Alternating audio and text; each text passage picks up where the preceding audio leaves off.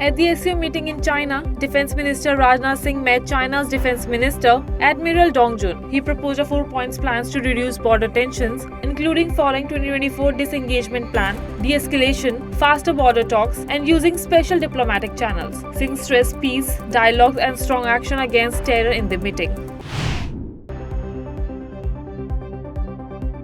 India's Foreign Minister Dr. S. Jaishankar spoke to Australian Foreign Minister Penny Wong before the July Quad meeting. They discussed Indo-Pacific security and progress on Quad work. Both agreed to keep in touch, boost India-Australia ties. This calls a part of India's active talks with its Quad partners Australia, Japan, and the US.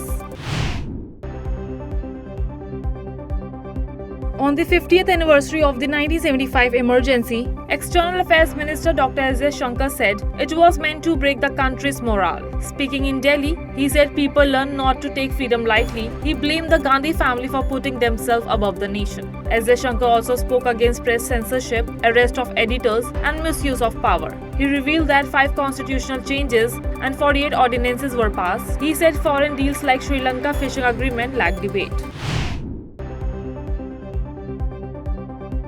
Union Home Minister Amit Shah said if the NDA wins the 2026 Tamil Nadu elections, the Chief Minister will be from AIADMK. He also hinted a big national role for the BJP leader, K. Annamalai. Shah confirmed that BJP will be a part of the future government, but final alliance decision will come later. His statement shows BJP's growth interest in Tamil Nadu politics and his plans to work with strong regional parties for future power sharing in the state. India has refused a United Nations offer to send an observer for the Air India plane crash investigation. The crash near Ahmedabad on June 12 killed 265 people. Indian teams have already recovered and downloaded flights and cockpit data recorders. The UN Aviation Agency (ICAO) had offered to send an observer, but India chose to handle the investigation alone.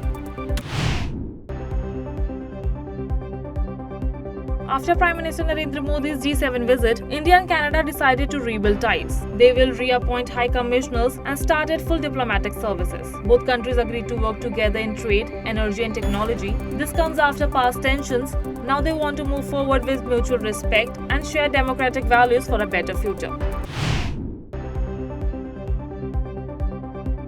India is still running Operation Sindhu to rescue citizens even after the Iran-Israel ceasefire. On June 26, a special flight brought 173 Indians from Iran. So far, 4,415 Indians have been rescued. The situation is calmer now, and the embassy help desk is closed. But India remains alert and ready if any new threat appears. The Joint Parliamentary Committee will meet in the second week of July to discuss the One Nation, One Election plan. Former Chief Justice and ex-law ministers will join the talks. The committee will check if national and state elections can happen together. This is a key plan of the BJP and may change India's election system.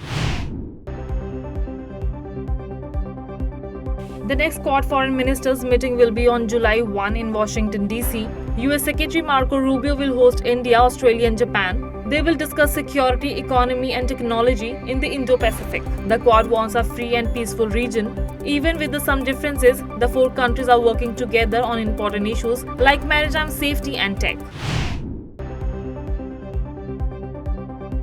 US President Donald Trump said US has signed a trade deal with China and a big deal with India may come next. He added that talks with India are going well. The China deal includes easier rare earth exports to the US.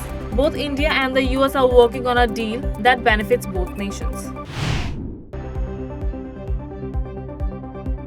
During the 12-day war, Israel planned to kill Iran's supreme leader, Khamenei, which went into hiding after strikes. He later appeared in a video claiming victory and mocking the US. The war began on June 13 with Israel attacks and ended on Tuesday with the US lead ceasefire. The US called Khamenei's video a cover-up.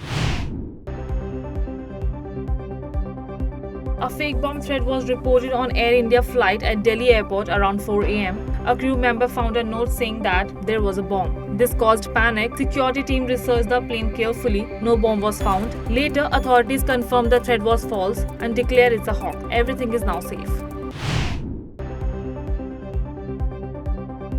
The famous Jagannath Rath Yatra began today in Odisha's Puri. Lakh of devotees joined to see the Lord Jagannath, Balabhadra and Subhadra's holy journey to Gudincha temple. The day started with Mangal Aarti and traditional rituals. President Draupadi Murmu and Prime Minister Narendra Modi praised the Yatra for spreading peace and unity. A 35-year-old man from Jaipur Sardar area has been arrested for repeatedly raping for two minor daughters aged 9 and 10 over the past 5 years. The abuse was discovered when the girl mothers took them to a hospital with a severe stomach pain. Doctors suspected sexual assault and informed NGOs, who then helped the mother file a police complaint. The accused was arrested, sent to jail, and the investigation confirmed years of abuse. In Punjab's Ludhiana, a man's decomposed body was found inside a blue plastic drum near a residential area. Local noticed a bad smell and informed the police. The body had no injury marks and may belongs to migrant. Police suspected murder and are checking CCTVs, questioning locals, and investigating 42 drum making factories to find clues. Heavy rains and flash floods have hit Himachal Pradesh and Jammu and Kashmir. In Himachal, cloudburst caused landslide and killed 5 people. Around 450 people were rescued. In Jammu, sudden flood killed 3. Gujarat and Kerala are also on alert. Rescue teams are ready as heavy monsoon rains continue, causing fear and damage in many parts of India.